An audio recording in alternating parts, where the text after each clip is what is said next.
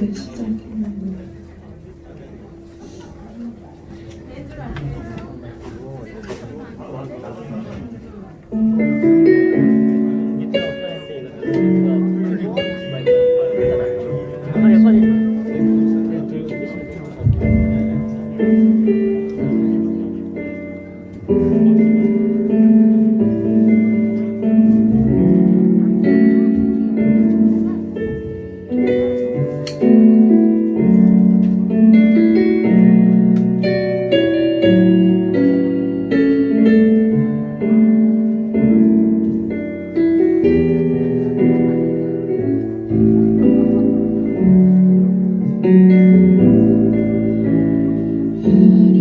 바라지 않아도 정결하게 사는 삶 가진 것이 적어도 감사하며 사는 삶 내게 주신 작은 힘 나눠주며 사는 삶 이것이 나의 삶의 행복이라오.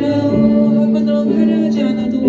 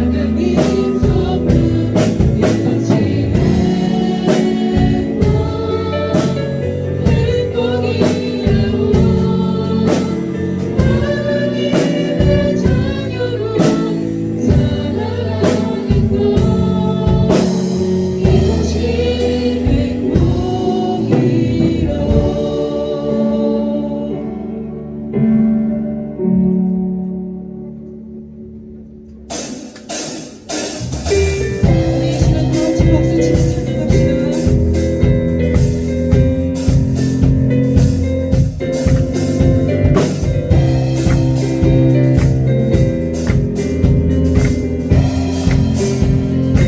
거룩하시고 거룩하시고 또 전능하신 주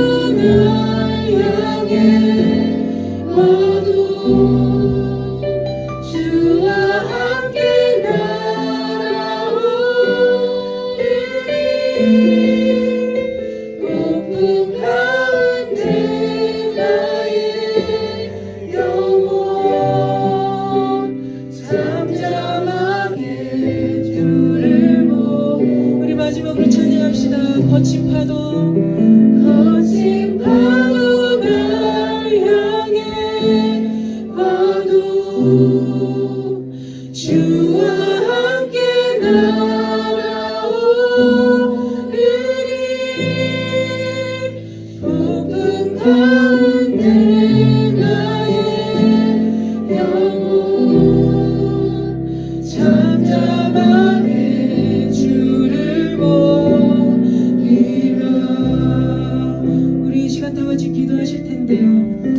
어떤 고난이 와도 어떤 시련이 와도 주님 편에 있게 해달라고, 주와 동행할 수 있게 해달라고 다 같이 기도하시며 나아가시겠습니다. 기도하시겠습니다.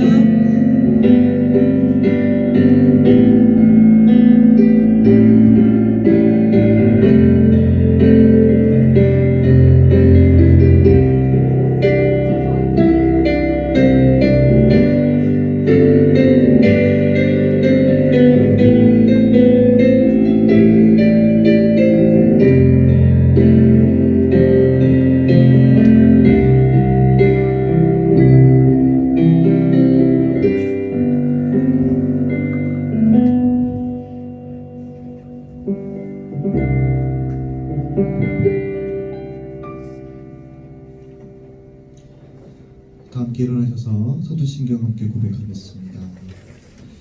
나는 전능하신 아버지 하나님 천지의 창조주를 믿습니다. 나는 그의 유일하신 아들 우리 주 예수 그리스도를 믿습니다. 그는 성령으로 잉태되어 동정녀 마리아에게서 나시고 본디오 빌라도에게 고난을 받아 십자가 못 박혀 죽으시고 장세된 지 사흘 만에 죽은 자 가운데서 다시 살아나셨으며 하늘에 오르시어 전능하신 아버지 하나님 우편에 앉아 계시다가 거기로부터 살아있는 자와 죽은 자를 심판하러 오십니다. 나는 성령을 믿으며 거룩한 공회와 성도의 교제와 죄를 용서받는 것과 몸의 부활과 영생을 믿습니다. 아멘. 이렇게 찬양 주의 보좌로 나갈 때 부르시겠습니다. 앉으셔서 부르시겠습니다.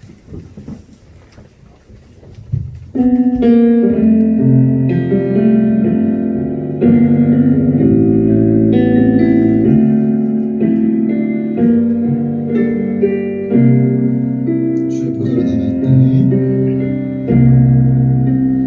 주의 보좌로 나갈 때 어떻게 나가야 할까?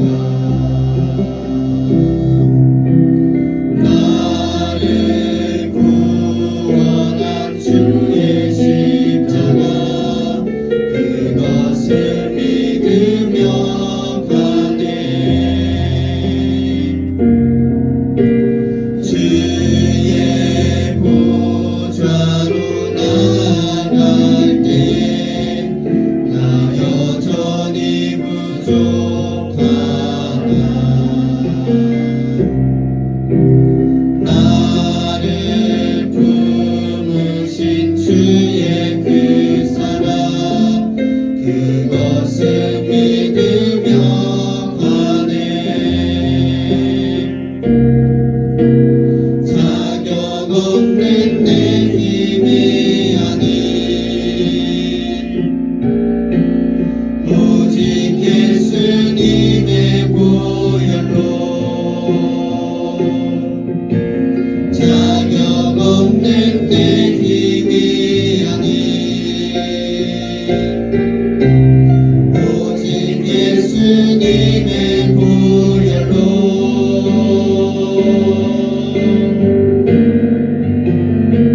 십자가의 보혈 완전하신 사랑 힘입어 나갑니다. 십자가의 보혈 완전하신 사랑 힘입어 예배합니다.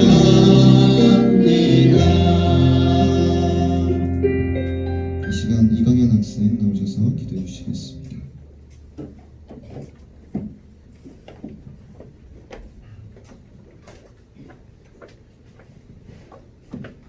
기도드리겠습니다. 하나님 아버지, 이렇게 비가 많이 오는데도 저희가 예배드리러 나왔습니다. 지금 이 자리에서 한 주간 살아온 그 잘못을 회개할 수 있는 시간이 될 수 있게 하시고 또 한 주간 살아갈 힘을 얻을 수 있는 시간이 될 수 있도록 허락해 주세요. 대학 입시 때문에 힘들어하고 있는 고3 그리고 또 시험 기간 때문에 힘들어하고 있을 학생들을 위해서 기도합니다. 그 학생들을 위해 주님께서 위로하여 주시고 힘 주시고 능력 주셔서 하나님의 자녀로 정말 열심히 살아갈 수 있도록 주님 도와주시고 오늘 예배 끝까지 집중하여 잘 드릴 수 있도록 주님 인도하여 주세요. 이 모든 말씀 살아계신 예수님의 이름으로 기도드렸습니다.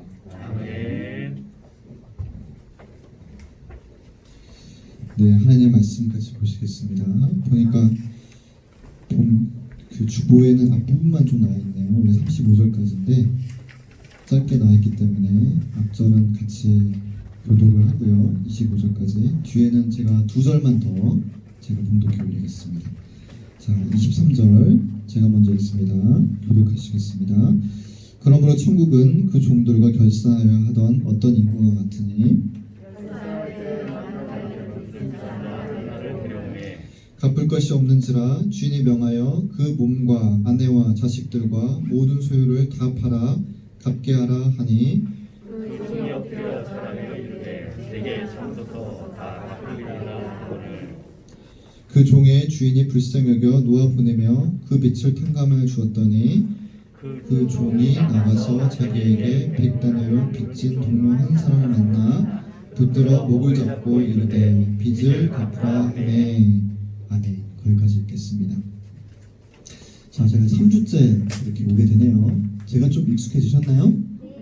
네, 비가 굉장히 많이 오고 있어요. 지금 남쪽 지방은 물난리가 나가지고 수도관도 떠내려가고 산사태가 일어나서 몇 개 마을이 이렇게 잠기는 그런 어려운 일도 있습니다. 보니까 저희 교회도 지금 물이 새고 있거든요.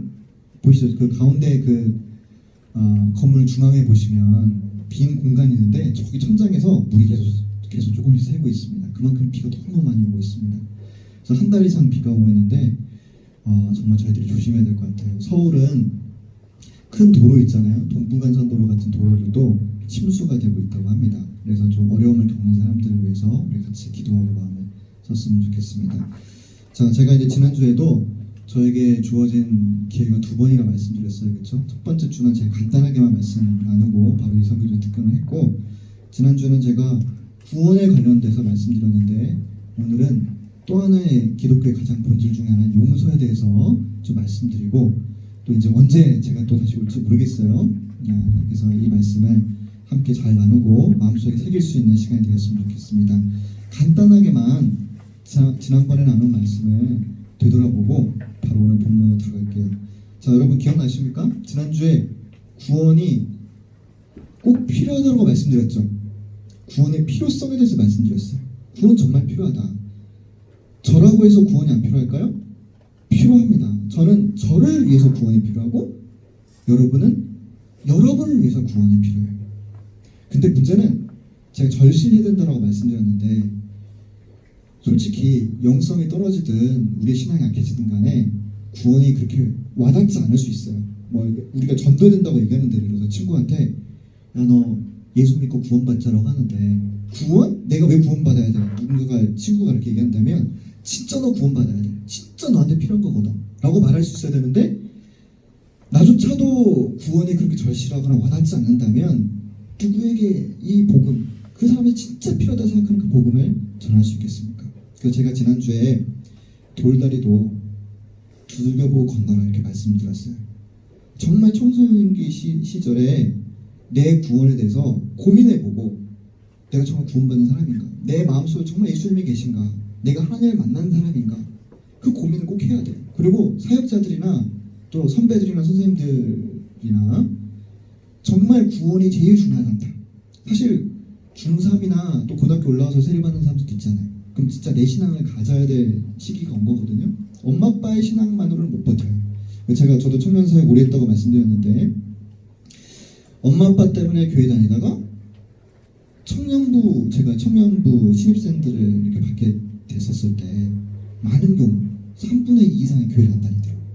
왜냐면 내 신앙이 아니거든요. 뭐 예를 들어서 그래도 우리 군포는 서울과 가까워서 그렇지 약간 지방에서 신앙생활을 하던 친구가 서울에 있는 대학을 왔어요. 그래서 엄마한테는 서울에 있는 교회 갈게 말은 하지만 교회 가게 될까 안 가게 될까요? 안 가게 돼요. 왜냐면 나한테 이 신앙이라는 게 와닿지 않거든요. 그래서 지난주에 정말 구원이 중요하다고 말씀드렸고 특히 2가지 기도가 필요합니다. 첫 번째는 내 마음속에 예수님이 계셔야 돼요. 확인이 돼야 돼요. 내 마음속에 예수님이 계시다는 것이 확인이 돼야 돼요. 정말 예수님이 살아계신 분이고 2000년 전에 뭐 이야기 속에서만 계신 분이 아니라 실제로 살아계시고 지난주에 말씀드린 것처럼 성령님을 통해서 내 마음속에 계시구나라는 것을 내가 느끼고 경험하고 고백할 수 있을 때 그 사람이 구원받은 사람이다 이렇게 말씀드리고 싶어요. 정말 중요하고요. 또 한 가지는 제가 지난번에 말씀 못 드렸지만 예수님이 그냥 내 마음속에 계시는 것이 아니라 영접이라 하는데 그냥 영접하는 것이 아니라 예수님을 주님이라고 고백해야 됩니다.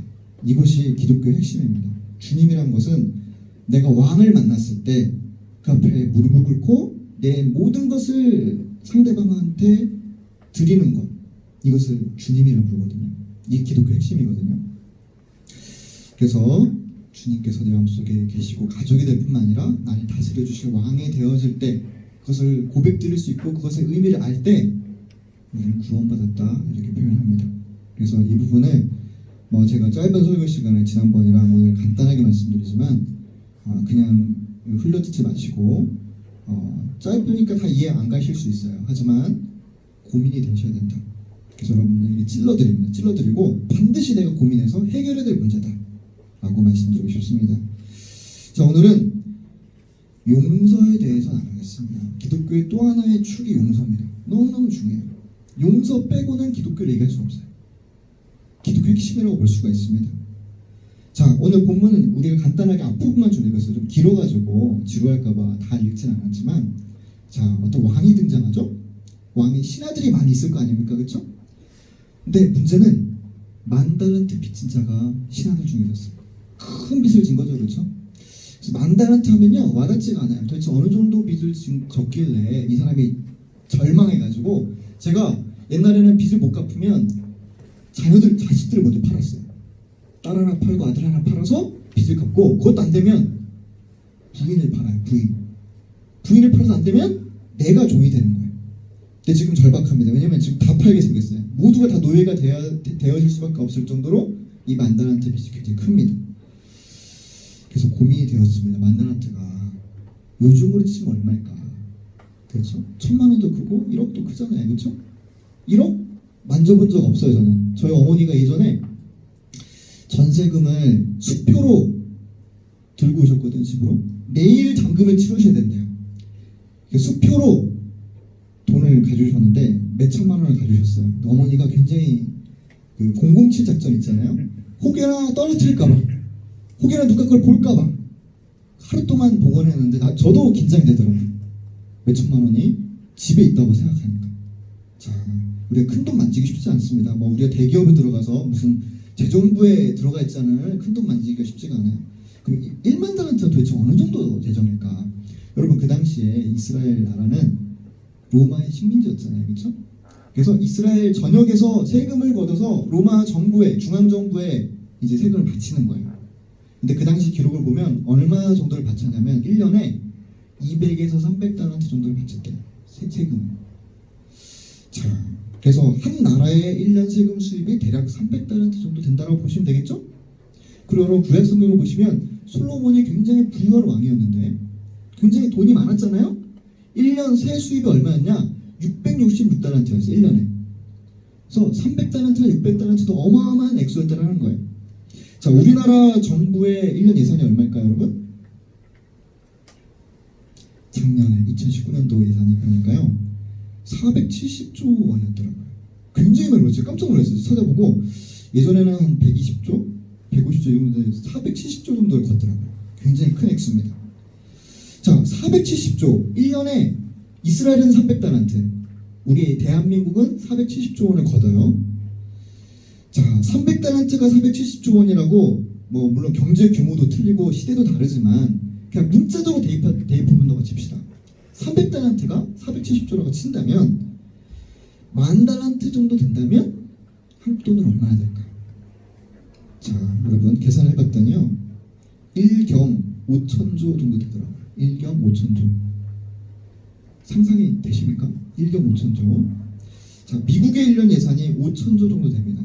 미국의 예산이. 그럼 10,000달란트는 미국으로 치면 3년치 예산이고요. 한국으로 치면 30년치 예산이에요. 한 푼도 안 쓰고 다 모아야 돼요. 그게 10,000달란트입니다.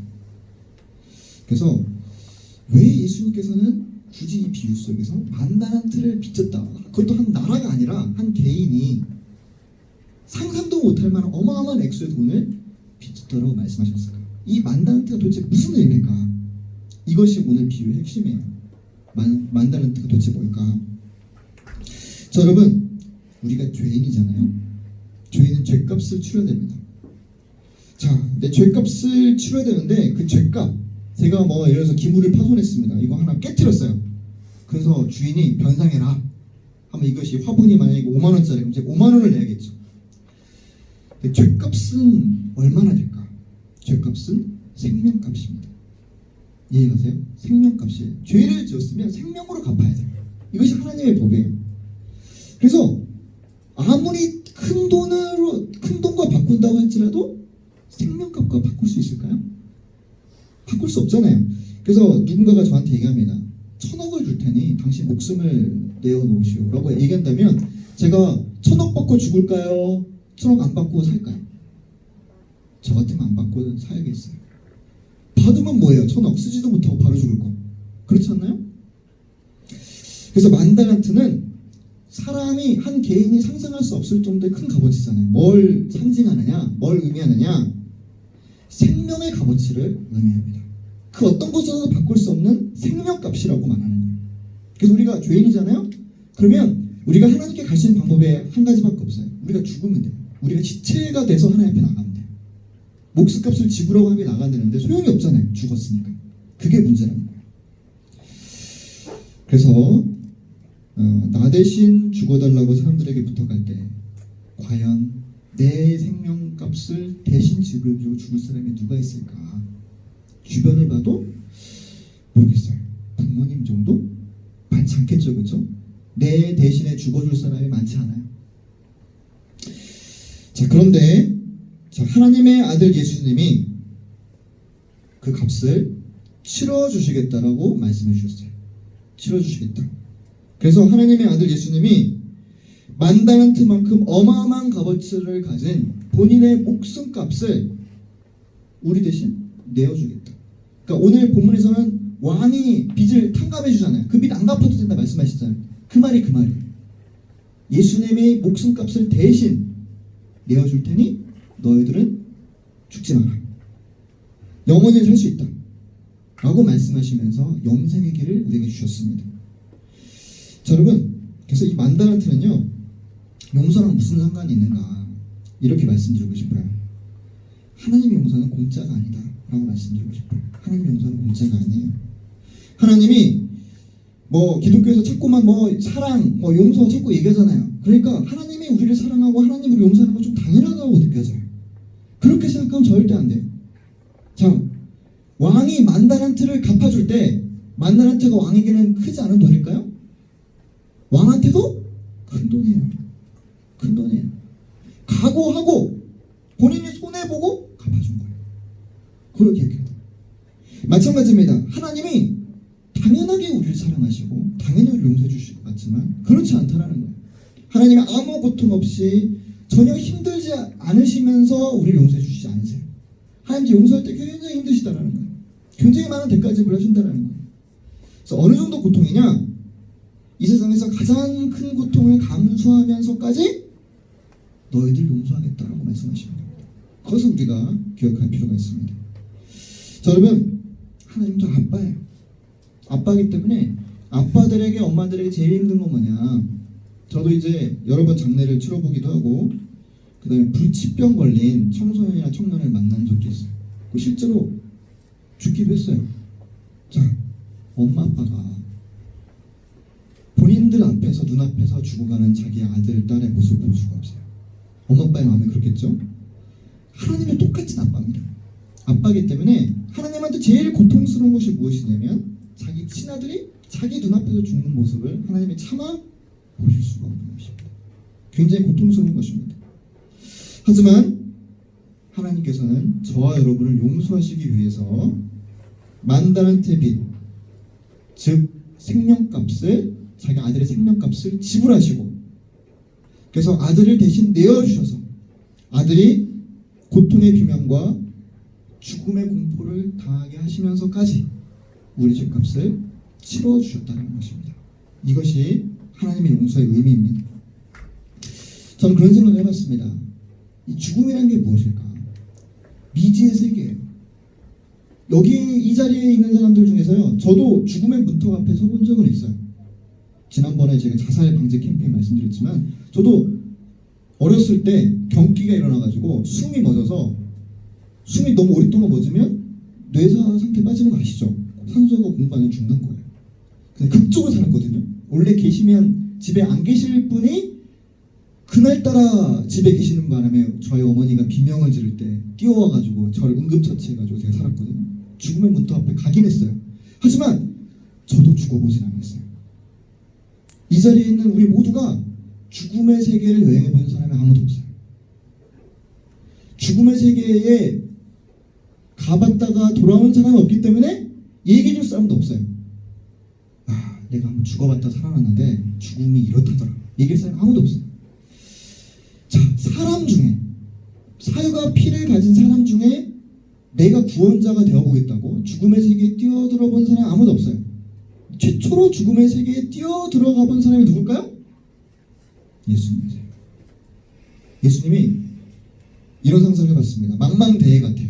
아니면 큰 밀림 같아요. 아니면 사하라 사막 같아요.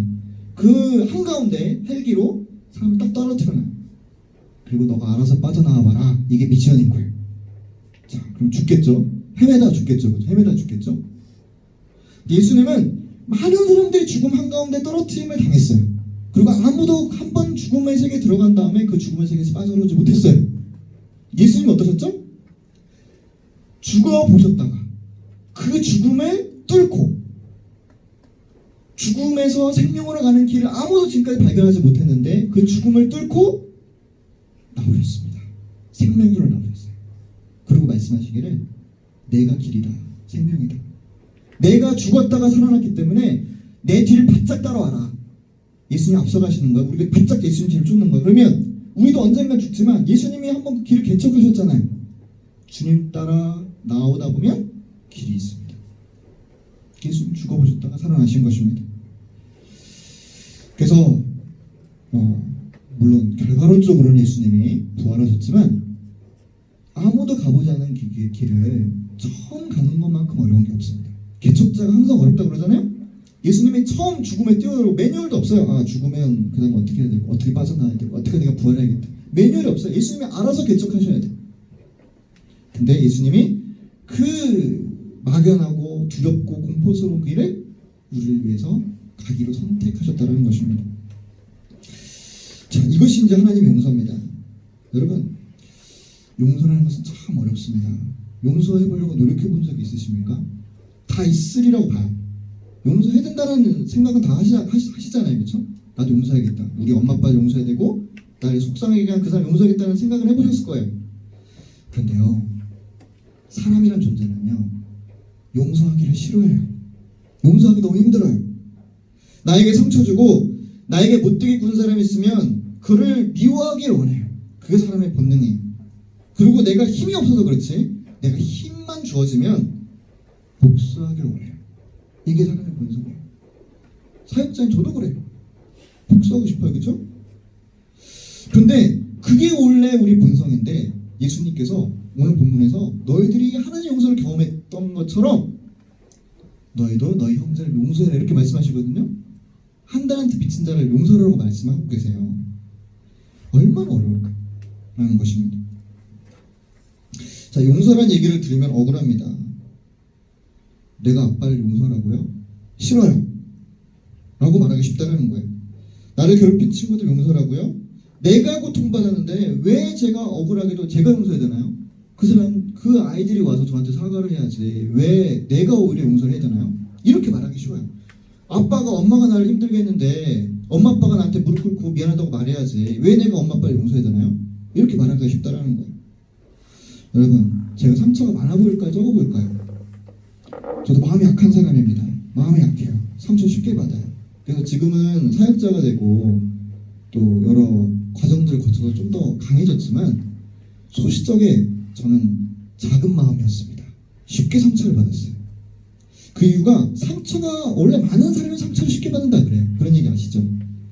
어린 시절에 상처를 많이 받은 사람이 커서도 상처를 쉽게 받아요. 왜냐면 저도 용서할 수 없는 사람들이 몇 명 있었거든요. 제 인생에. 정말 용서하기 힘들다. 그래서 제가 막 뭐 하나님을 만나고 또 은혜를 받을 때마다 이제는 용서합니다라고 얘기를 하고 기도를 하지만 수련회가 끝나고 집회가 끝나고 몇 주가 이렇게 지나면 그러면 그 사람 얼굴 다시 보고 용서가 안 되는 거예요. 그런 경험들을 자주 이렇게 했거든요.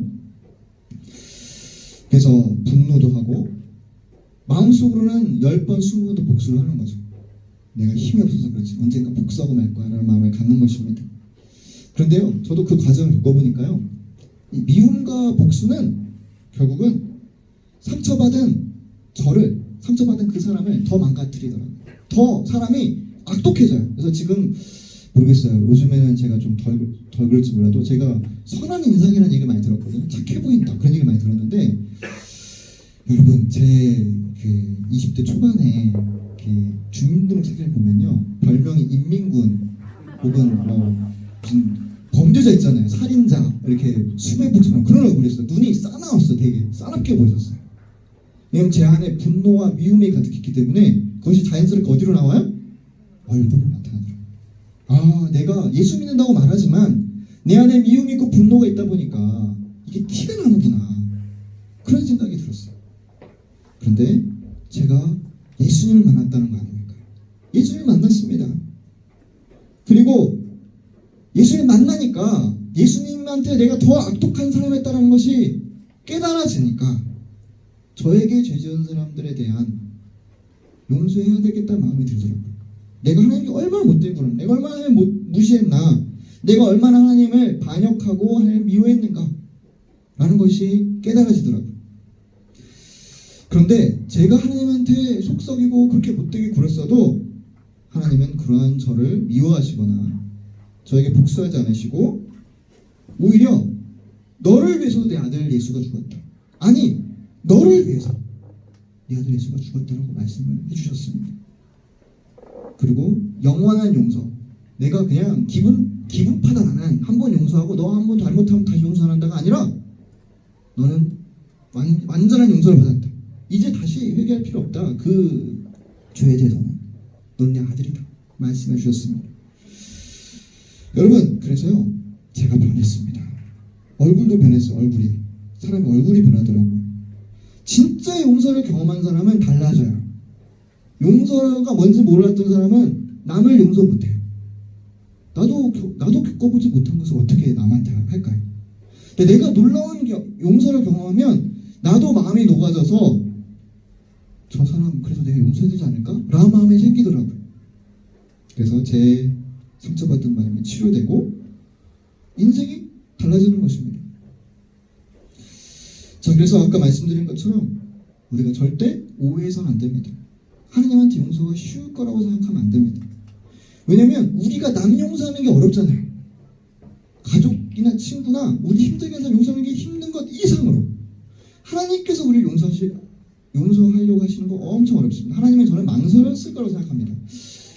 내가 얘네들의 아들과 딸을 삼기는 해야겠는데 그렇게 아들과 딸을 삼으려면 내 아들 목숨값을 내더라고? 야, 이거 진짜 해야 되나 말아야 되나? 진짜 내 아들 예수가 죽어야 될까 말아야 될까? 고민하셨을까 안 고민하셨을까요? 에이 빨리 죽어! 고민 없이 이렇게 말씀하셨을까요? 아니에요. 하나님도 굉장히 고민하셨고 굉장히 마음이 어려웠을 거라고 생각합니다. 하지만 하나님이 벼랑 끝에 서서 그래, 나의 모든 것들은 나의 전부라고 할 수 있는 아들 예수라도 그 목숨값을 내가 내놔야겠다. 내가 이 사람들, 내 형상들을 지은 이 자녀들을 진짜 내 아들과 딸을 삼기 위해서는 내 아들의 목숨값을 내가 희생해서라도 아들과 딸을 삼아야겠다라고 결단하신 것입니다. 네, 말씀의 결론을 맺겠습니다. 자, 용서는요 두 가지입니다. 요거만 말씀드리고 마칠게요. 간단하게 말씀드릴게요. 용서는요, 먼저 하나님의 용서를 경험하지 않으면 우리가 용서를 나는 나름 한다고 생각할지 몰라도요 진짜 용서하기 힘들어요.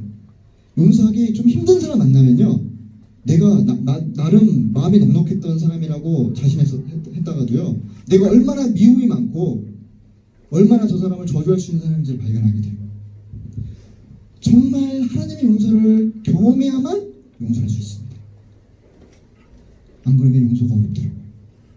그래서 하나님 용서를, 그래서 저는 용서하기 힘든 사람 만날 때마다 하나님, 저는 나름 복음을 경험하고 하나님 용서를 경험한 사람이라고 생각했는데 저 사람을 용서 못하는 거 보니 아직 저는 예수님을 닮으려면 멀었군요. 좀 더 하나님의 용서를 알아가고 싶어요. 주님의 사랑을 더 깊게 경험해보고 싶어요. 이렇게 기도를 합니다.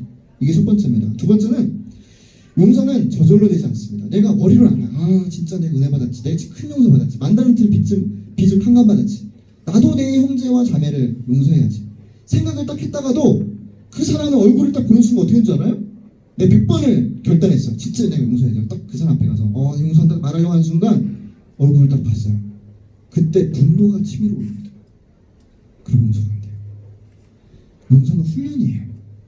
용서를 계속 해본 사람이 용서를 할 수 있는 사람으로 변화되어집니다. 그래서 용서는 계속 해봐야 돼요. 계속 용서를 하다가도 또 용서가 안 되고, 용서를 또 했다가도 또 안 되고, 또 용서가 안 됩니다. 이게 반복되거든요. 근데 그러면서 우리는 용서의 훈련이 되어지고, 또 우리에게 있는 사람에게, 특히 가까운 사람 용서하기도 어렵거든요. 가까운 사람들을 용납하고 용서할 수 있는 사람들로 성장할 줄 믿습니다. 그래서 여러분, 예수님을 마음속에 영접한 모든 사람은 하나님의 용서를 받은 사람들입니다. 우리가 하나님의 용서가 뭔지를 모르면 성령님이 우리 마음속에 오실 수가 없어요. 근데 하나님 이런 용서를 나에게 허락하셨구나. 그것이 경험되어지는 순간 하나님이 정말 가까운 분으로 느껴집니다. 저 여러분들이 그런 경험을 했으면 좋겠습니다. 그래서 하나님은 우리를 한 번 용서하셨기 때문에 우리를 결코 미워하지 않으세요. 그래서 우리가 하나님에게 무관심했든 하나님을 미워했든 하나님에게 죄를 지었든 간에 우리가 다시 한번 하나님의 용서 가운데 제가 있는 사람입니다. 제가 용서받았습니다. 용서받은 그 기쁨, 용서받은 그 회복된 관계를 저는 원합니다. 얘기했을 때 하나님이 튕기시면서 나 이미 삐졌거든? 너 싫어. 이렇게 말씀하시지 않는다. 하나님은 기다리십니다. 한 번 용서하기로 결단하셨으면 끝까지 우리가 돌아올 때 용서하기로 끝까지 우리에게 결단을 해주시는 분이신 줄 믿습니다. 그래서 여러분 용기를 내세요. 용기를 내시기 바랍니다. 하나님이 여러분을 싫어하지 않습니다. 용기를 내셔서 하나님, 아들이 주님 앞에 나왔습니다. 딸이 하나님 앞에 나왔습니다. 제가 용서받지 않았습니까? 그럼 저는 당당합니다. 아들과 딸로서 특권을 마음껏 누리겠습니다. 라고 말할 수 있는 저 여러분 되시기를 간절히 축복합니다. 기도하시겠습니다. 사랑의 주님, 오늘 만달란트 빚진 자의 비를 통해서 우리 모두가 만달란트 스스로 도저히 갚을 수 없는 어마어마한 액수의 생명값을 지불해야 되는 사람들이 좀 있습니다. 하지만 주님, 아들 예수 그리스도 하나님 아버지한테 제일 귀한 아들의 생명을 우리에게 내어주심을 통해서 우리에게 영원히 살 수 있는 기회와 하나님의 영원한 용서를 받을 수 있는 아들과 딸이 될 수 있는 길이 열렸음을 고백드립니다. 우리 귀한 사랑하는 우리 고등부 친구들, 또 하나님의 사랑을 깨닫고 하나님의 용서를 경험하며 하나님을 아빠로 생각하고 아들과 딸로 살아갈 수 있도록 도와주시고, 또 아빠, 하나님, 내 하나님, 우리는 영원히 함께하고 제가 주님을 사랑합니다. 우리 입술로 날마다 고백할 수 있는 귀한 친구들 될 수 있도록 함께하여 주시옵소서. 예수님의 이름으로 기도드렸습니다. 아멘. 네. 그러면 결단 찬양 부르고 제가 바로 축도하고 마치겠습니다. 결단 찬양 이렇게 부르시겠습니다.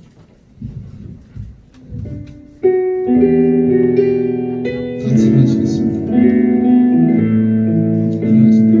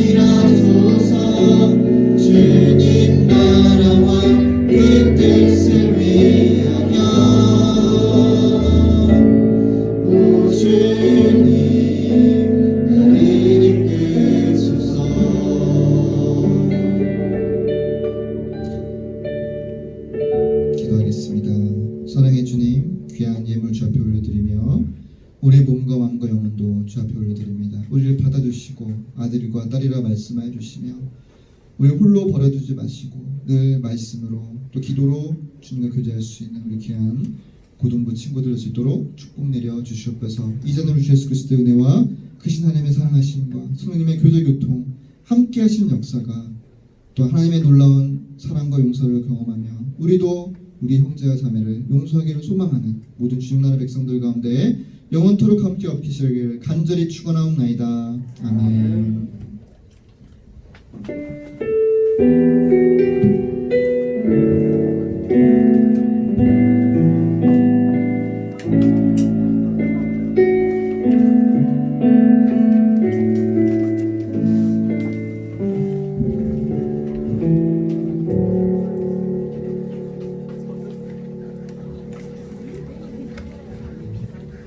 자, 저 특별 강사로 와주신 김동현 목사님께 박수.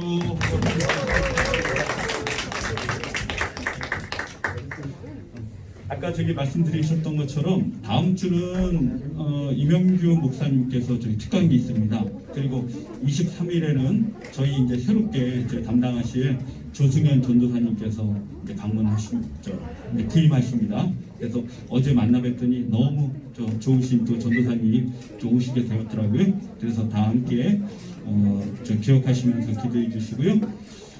그리고 저기 선생님들 반비가 지급될 예정입니다.